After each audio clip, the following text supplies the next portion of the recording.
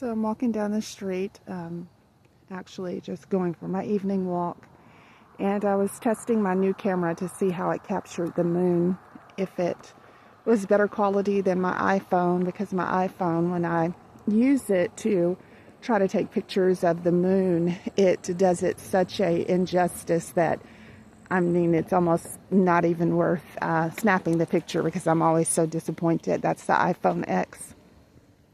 But anyway, so I was just doing a, preliminary test and just looking at it in different, just looking at it in different angles and seeing how it captured the, what I'm seeing, the beauty of the moon. And as I'm doing that, I'm being stalked by Brooke Baldwin. Since I left home, she's been stalking me my entire walk. She's obsessed. She's a terrorist. She's a domestic terrorist. It's constant. And what I was doing with my phone, also not just only testing it to see how it would take pictures of the moon, but I was also watching her and seeing what she was doing and what her thoughts were as she was violating me.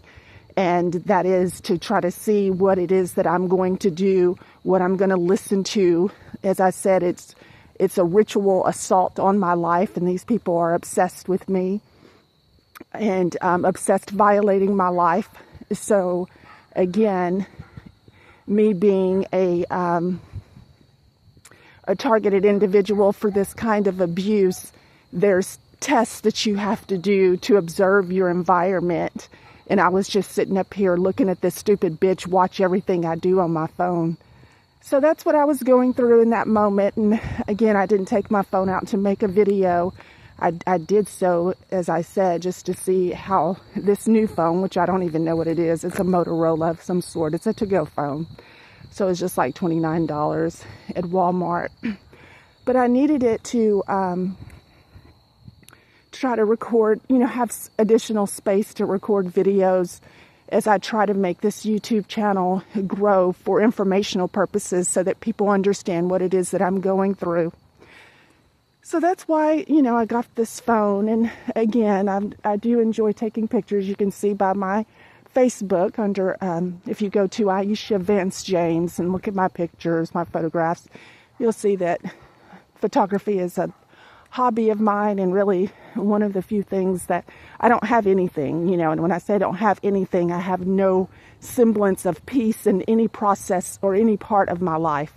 They violate me from bowel movements to sleep to my phone, everything that I type. My entire life is under siege by these domestic terrorists, these technological terrorists who are actively pursuing, violating my living existence. So, anyway, as you can see, though, it's a beautiful day, and the first thing that I did upon, rising and is to get outside so that I can enjoy the sunlight, and hopefully this evening will be productive. I'm hoping. There's some things that I'm behind on, but of course my terrorists know everything about every aspect of my life, including how my house looks, whether my dishes are washed, if my laundry's done. They're 24/7 violating me, so they know what doors are open, what I'm wearing, what stroke of eyeliner I may have put on, just the most ridiculous things. But this is the trauma-based abuse and the full invasion of one's living existence. So that's what I'm dealing with. But as you can see, it's extraordinarily beautiful. The day is nonetheless. So that's all I have. I guess I'm probably going to post this. Not now, because this phone's not connected to the internet. I mean, it has to be connected to Wi-Fi. I haven't bought any minutes for it. I don't need an additional bill at this point until my slavery is ended. Of course, I'm have no income. I'm an actual slave. So with owners, a primary owner, and participants that he has recruited as the evil human that he is, to open up this assault over my life, to make it fully an interactive violation of my human existence. So that's what I'm going through. I'm so grateful that I live in a peaceful community in Shreveport. It's, it's one of the things that gives me peace, unlike when I was in Atlanta, which was, a time of community torture and torment, because everyone was under the operation of Satan, which is Tyler. And I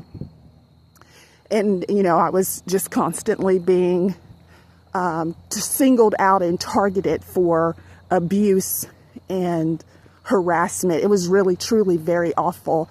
And that was my first experience being in a predominantly black area.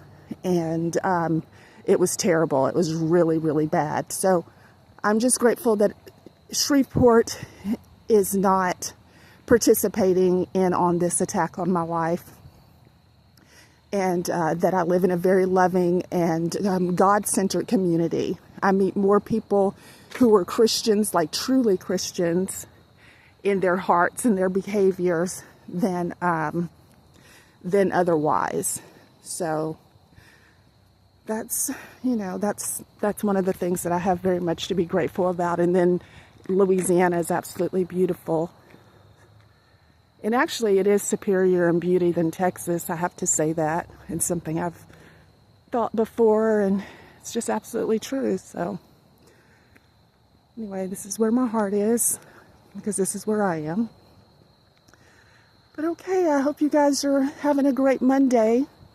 And thank you for watching and listening to me vent for a moment and tell you what was happening real time over my human body in the physical space that contains it. So that's it. All right, well, I love you guys, and hopefully I'll be back today. I can't promise that, but I'll make an effort. I'm trying to be more organized with my demon Donald's on me right now. Donald Trump has entered Shreveport's cyberspace for no other reason than to violate my human existence. I can't see the time. Oh, I have another phone. Hold on. I can give you the exact time that he's violating me. So the universe knows, as well as law enforcement, who takes the violation of my human life seriously. It's 4:53 p.m. on November 3rd. Speaking of it being November 3rd, it's my first ex-husband's birthday, so I need to text him and tell him happy birthday. He doesn't celebrate, but I still tell him happy birthday because, I acknowledge he's my son's father, first husband, so many years ago, but nonetheless, he's important, so I'll just say hello to him. Being social is very much of a challenge because nothing is ever properly, you know how you have your private time and your social time, but nothing is ever proper in my environment because it's completely under, like I said, under siege, and constantly every aspect of it being violated. If it's not these human terrorists on the other side of me, then it's the frequency that they're using to amplify my living existence. Every utterance, every sound. Anyway, I don't want to continue on. I think you're getting the point. But if you have any questions, please feel free to, drop down in the comments, and I will be more than happy to answer them. And also, if you would like to talk and be of a support, please offer yourself, because I do need that very much. Okay, signing off. Love you all.